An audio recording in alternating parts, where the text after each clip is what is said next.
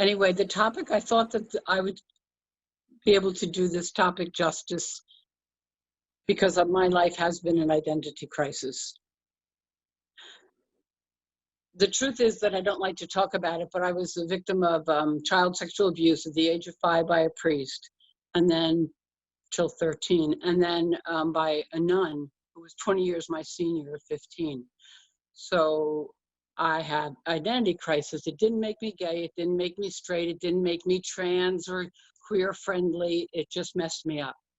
I don't have someone to rub my feet at night. You know, that it messed me up. I never got my partner. But today I choose to call myself fluid. It's new, but fluid, because it's a much nicer, prettier, friendlier word than some of the names my family called me and my church called me. And I didn't even know if I deserved them because I had an identity crisis. So I am much more than what happened to me, and I'm realizing that lately.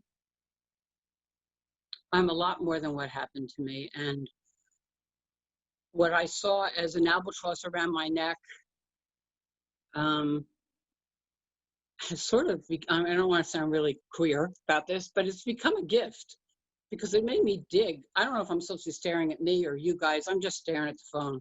But it made me dig to places that I never would have had the courage to dig. I don't really want to see what was under there. But I found out that I don't really mind what's under there. I'm beginning to really like myself.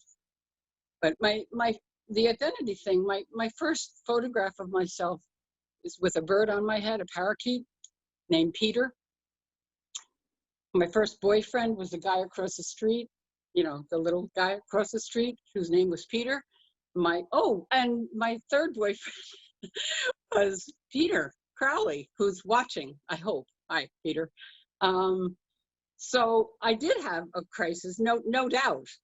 But what I did with it was I carried around family thoughts of me instead of who I really was. And I've only found that out because I had financial identity crisis in the past few years where I lost my house. And Tony cries sometimes, so I'm allowed to cry. And I lost my yard. I lost my plants. And I lost a lot of myself in it too. But I know that now I kind of believe that maybe it was necessary because I'm moving. That's my background, my props I'm not allowed to have. I'm moving. I've been where I am for 2 years and 9 months. And I've had a roof over my head. I've been very lucky. But it's not my own house. It's somebody else's house. And I live in a room. And I'm tired of it. And I'm moving. And I don't think I'm just moving physically. I think the moving is on many different layers. And to add on top of all of that, I'm a Gemini. So, you know, it's just, yeah, I wish I could hear if someone was laughing because this is really awkward. So I was in an accident last week, a hit and run, and he ran. He ran. I ran after him because another identity personality, I swear to God, I became Clint Eastwood. I zoomed after him. I ran after him. I caught him. I blocked him in. The police came. It was a very big deal. No license, the whole nonsense. So I'm going to the doctors for some, you know, checking on my memory. My memory's been affected. My voice has been affected. But I went to the doctor and he says, I want you to count from 50 to 0 backwards. And I thought, what a stupid thing. Yes, of course. And then I began to do it and I couldn't do it. I was really surprised. And then he had me do the alphabet and I did okay.